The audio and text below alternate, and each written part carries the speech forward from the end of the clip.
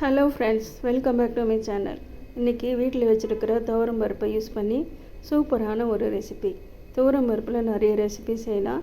இது மாதிரி ஒரு ரெசிபி நீங்கள் செஞ்சு பாருங்கள், சூப்பர் டேஸ்ட்டாக இருக்கும். நான் இந்த டம்ளரில் 1.5 டம்ளர் துவரம் பருப்பு எடுத்து நல்லா 4-5 தடவை நல்லா கழுவிட்டு அப்புறமா நல்ல தண்ணி ஊற்றி ஒரு 2 மணி நேரம் ஊற வச்சுருக்கேன். நல்லா ஊறிடுச்சு பாருங்கள். இது மாதிரி ஊறினதுக்கப்புறமா இந்த தண்ணியெல்லாம் வடிகட்டிடணும். இது துவரம் பருப்பு கபாப், நம்ம வடை செய்வோம் பார்த்திங்களா, அது மாதிரி தான். ஆனால் கொஞ்சம் டிஃப்ரெண்ட்டாக இருக்கும், அதை விட ரொம்ப டேஸ்டியாக இருக்கும். இஞ்சி பூண்டு எல்லாம் போட்டு செய்கிறதுனால சூப்பர் டேஸ்டியாக இருக்கும்.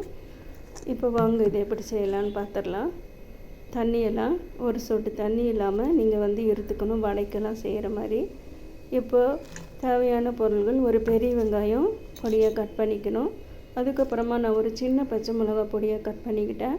அதுக்கப்புறமா கருவேப்பிலை, கொத்தமல்லி, ஒரு 5-6 பல் பூண்டு பொடியாக நறுக்குனது, ஒரு துண்டு இஞ்சி அதையும் நல்லா நறுக்கி இதோடு போட்டுக்கணும். அதுக்கப்புறமா ஒரு 1/2 ஸ்பூன் மிளகுத்தூள், அப்புறமா ஒரு 1/2 ஸ்பூன் மிளகாய்த்தூள். இதுக்கு தேவையான அளவு கல்லுப்பு நான் போட்டுட்டேன், நீங்கள் சால்ட்டு கூட போட்டுக்கலாம்.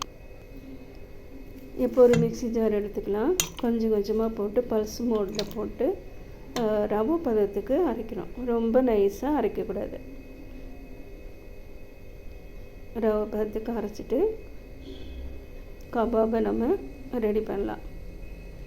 இந்த ரெசிபி சூப்பர் டேஸ்ட்டாக இருக்குங்க. ஈவினிங்கில் டீ காஃபியோடு சாப்பிட ரொம்ப சூப்பராக இருக்கும். எல்லா சாதத்துக்கும் சைடிஷாக கூட தொட்டு சாப்பிட்லாம். இப்போ ஸ்டவ் பற்ற வச்சு தோசைக்கல் வச்சு ஹீட் பண்ணியிருக்கேன். இப்போ இந்த கபாபுக்கு தேவையான ரெசிபி ரெடி ஆயிடுச்சு. இப்போ உள்ளங்கையில் கொஞ்சமாக எண்ணெய் தடவி இது மாதிரி தடிமனாகவும் இல்லாமல் லேசாகவும் இல்லாமல் இது மாதிரி தட்டிக்கணும். தட்டிட்டு இப்போ தோசைக்கல் ஹீட் ஆகிடுச்சு. நான் 2 ரெடி பண்ணியிருக்கேன். சிம்மில் வச்சுக்கணும், அடுப்பு ஹையில் வைக்கக்கூடாது. கொஞ்சமாக முதல்ல எண்ணெய் ஊற்றிருங்க. அது மேலே இந்த ரெடி பண்ணி வச்சுருக்கிற இந்த கபாபை போட்டு அதுக்கு மேலே கொஞ்சமாக எண்ணெய் தடவிக்கணும்.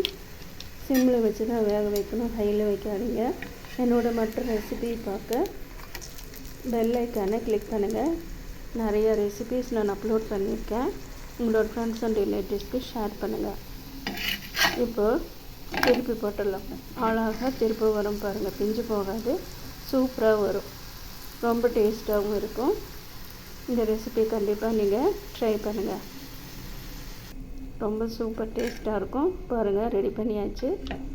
நான் 2 தான் செய்தேன். ஏன்னா இது சூடாக தான் சாப்பிட்ணும், ஆறி சாப்பிட்டா டேஸ்ட்டாக இருக்காது. அதனால் நான் மீதி எடுத்து வச்சுருக்கேன்.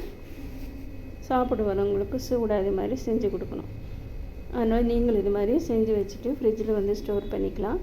ஈவினிங்கில் டீ காஃபி குடிக்கும்போது நீங்கள் இது மாதிரி சூப்பராக டேஸ்ட்டாக சூடாக செஞ்சு கொடுக்கலாம். அவ்வளோதாங்க, சூப்பரான துவரம் பருப்பு கபாப் ரெடி.